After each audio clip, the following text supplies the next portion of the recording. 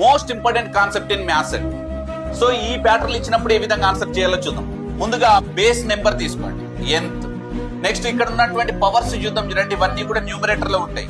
ABC multiplication numerator లో ఉంటాయి. Next root values ఉన్నాయి కదా, ఇవి డినామినేటర్ లో ఉంటాయి. అంటే ఎక్స్ వై జెడ్. సో ఇది nth power of ABC by x y z.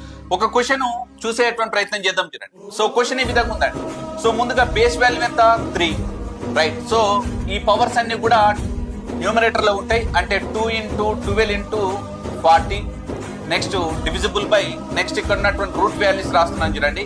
So 8 into 6 into 5, right. General గా ఇక్కడ ఒకసారి అబ్జర్వ్ చేస్తే కనుక, సో 8 5 40 క్యాన్సిల్ అయిపోయింది. 6 into 6 2 సో ఇప్పుడు 3 power of 4. 3 power of 4 is nothing but ఎంత 81. అట్లయితే లైక్ చేయండి, షేర్ చేయండి, కామెంట్ చేయండి. Thank you so much.